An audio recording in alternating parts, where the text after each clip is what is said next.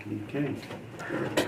So it is Friday, July 19th at 8:35 a.m. We are here for the Coastal Florida Police Benevolent Association and City of Port Orange negotiations. John McKinney, Assistant City Manager. Tom Aiken, Port Orange Lieutenant. Warren Gorman, Port Orange Lieutenant. Candace Gates, HR Generalist. Michelle Oak, HR Director. Okay. So we'll start, I hope, with the easy ones.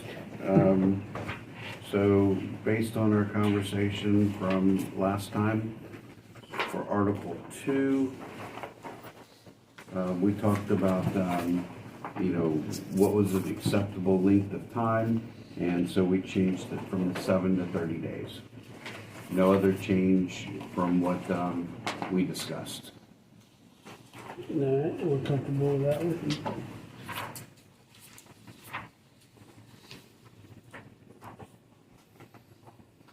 No, I gotta sign the other papers, I forgot. I gotta initial all of them.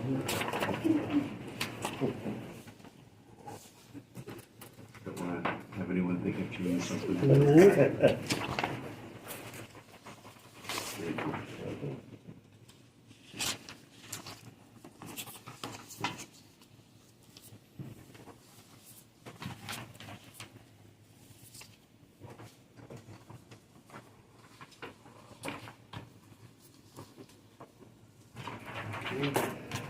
Maybe, I was like, we just did that. I know, but I made 6 copies, so I would just go in order, Warren. Okay. Article 4, strikes and lockouts, that was discussed last time from the attorneys that no longer is applicable due to case law and statute, so struck out in its entirety. Okay. Yeah, that was the attorney's talking about that one. Yes, sir. Yep, so what we would just wind up doing is once we're done with everything, I will just renumber. So that Article 35 duration would become Article 34, et cetera. Yep.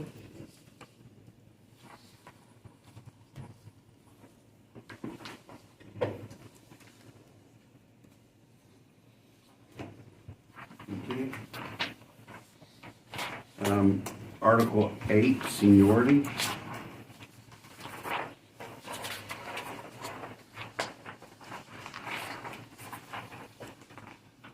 Again, made all the changes from last meeting, so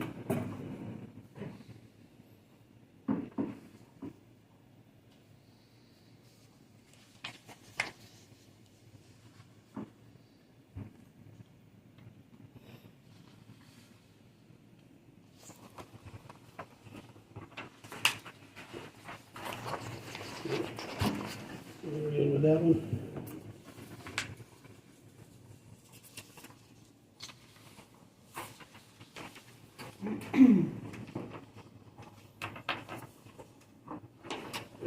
We probably should have switched to you.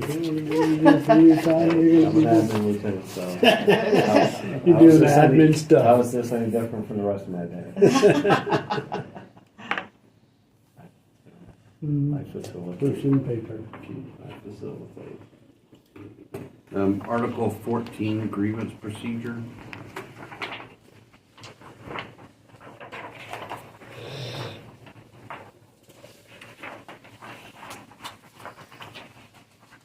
I know we went back and forth with things, so basically this is undoing so that there's no changes.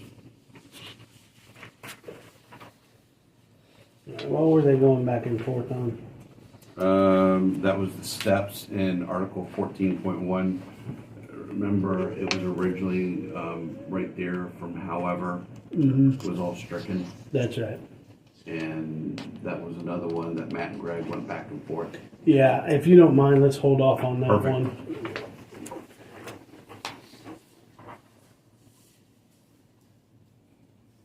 And we'll let Matt and Greg go back and forth on that. Yep. Yeah. When they're happy, I'll be happy. They'll tell us when we're happy. Exactly.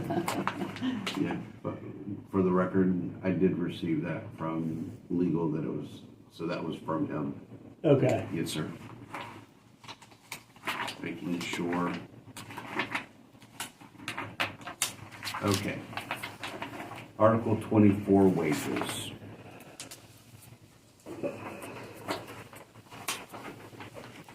Okay. My offer to you is that we would increase for year one, wages previously was the 103,000 and change, and then we were offering the 4250 lump sum. After discussing it with legal and ramifications of pensionability, I've included it as just increasing the base rate of pay. Still the same amount. Yep. Take 4250 plus 103, it comes up to the 108, 137. Yep. For year two, my offer is a 5% increase off of the 103. So if we go back to the original Oh, offer, that 109.81 was 5% greater. So I'm it's tracking. 2 years, 5% increases. Okay? I'm tracking. Okay. So I know you're not That gonna. obviously I gotta take back. Yep. Okay. And this is the,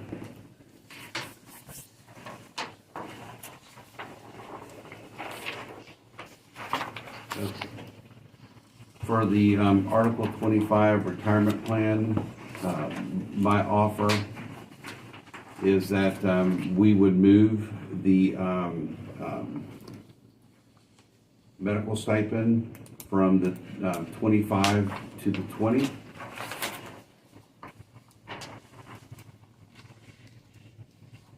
It didn't print.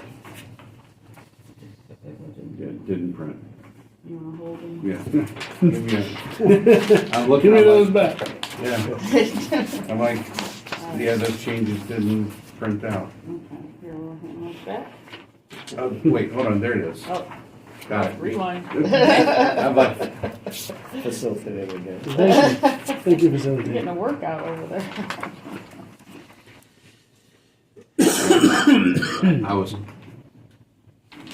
what was discussed with us was pre-legal terms, and now this has got all the legal stuff, so all the word drop. Okay. Okay, so for tier one member, my offer is for tier one members who are employed and not participating in the drop on the effective date of the ordinance will be eligible for the supplemental benefit health subsidy at completing 20 years of credible service.